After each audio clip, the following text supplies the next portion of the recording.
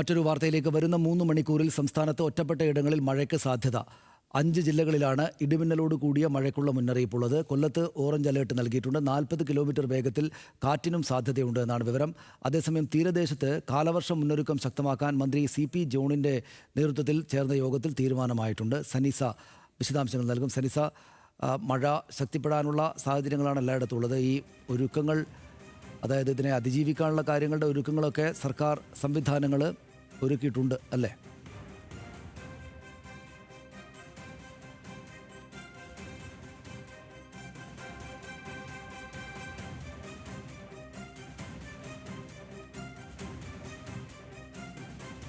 സനിസ, വിവരങ്ങൾ എന്താണ്?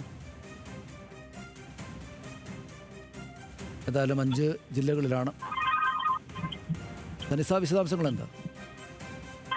സനീഷ്, നിലവിൽ സംസ്ഥാനത്ത് ഒരു ജില്ലയിലും പ്രത്യേകമായി മഴ മുന്നറിയിപ്പില്ല. പക്ഷേ കൊല്ലം അതുപോലെ തന്നെ തിരുവനന്തപുരം ജില്ലകളിൽ ഇപ്പോൾ ഓറഞ്ച് അലേർട്ട് പ്രഖ്യാപിച്ചിരിക്കുകയാണ്. അടുത്ത 3 മണിക്കൂറിലാണ് ഓറഞ്ച് അലേർട്ട് പ്രഖ്യാപിച്ചിട്ടുള്ളത്. ഒറ്റപ്പെട്ട ഇടങ്ങളിൽ ശക്തമായ മഴയ്ക്കുള്ള സാഹചര്യമാണ് നിലവിൽ ഈ 2 ജില്ലകളിലും ഉള്ളത്.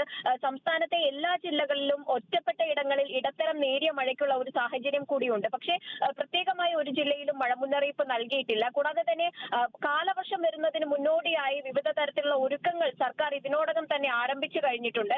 നിലവിൽ മഴക്കെടുതിയുമായി ബന്ധപ്പെട്ട മന്ത്രിതല യോഗം ചേർന്നുകൊണ്ടിരിക്കുകയാണ്. കൂടാതെ തിരുവനന്തപുരത്തിന്റെ തീരദേശ കാലവർഷ മുന്നൊരുക്കം ശക്തമാക്കാൻ നിർദ്ദേശം നൽകിക്കൊണ്ട് മന്ത്രി CP ജോണിന്റെ നേതൃത്വത്തിൽ ചേർന്ന യോഗത്തിൽ തീരുമാനമായിട്ടുണ്ട്. കടലാക്രമണം തടയാൻ ജിയോ ബാഗുകൾ സജ്ജമാക്കാനാണ് നിർദ്ദേശം. കൂടാതെ തന്നെ ആവശ്യമായ ദുരിതാശ്വാസ ക്യാമ്പുകൾ ഒരുക്കാനും നിർദ്ദേശം നൽകിയിട്ടുണ്ട്. ഉന്നതതല അവലോകന യോഗത്തിൽ വിവിധ വകുപ്പുകളിലെ ഉദ്യോഗസ്ഥർ പങ്കെടുത്തിരുന്നു. ഇത്തരത്തിൽ മഴക്കെടുതിയുമായി ബന്ധപ്പെട്ട യോഗം ഇപ്പോൾ പുരോഗമിക്കുകയാണ്. കൂടാതെ ആരോഗ്യ വകുപ്പും എല്ലാ ആശുപത്രികളിലും ശുചീകരണ പ്രവർത്തനങ്ങൾ അടക്കം ഇന്ന് തുടക്കമാക്കിയിട്ടുണ്ട്.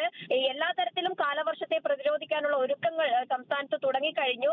അതേസമയം കാലവർഷം ഈ തവണ ദുർബലമായിരിക്കുമെന്ന വിവരമാണ് കേന്ദ്ര കാലാവസ്ഥാ വകുപ്പിൽ നിന്ന് ലഭിക്കുന്നത്. അതേസമയം ഒറ്റപ്പെട്ട ഇടങ്ങളിൽ മഴ ലഭിക്കുമെന്ന് തന്നെ മറ്റൊരു മുന്നറിയിപ്പും കൂടിയുണ്ട്. മഴ ലഭിക്കുമെങ്കിലും ഇടവിട്ട് ഒറ്റപ്പെട്ട ഇടങ്ങളിൽ ഇടത്തരം അല്ലെങ്കിൽ ശക്തമായ മഴയായിരിക്കും ലഭിക്കുക. സനീഷ്, ശരി, നന്ദി സനിസ.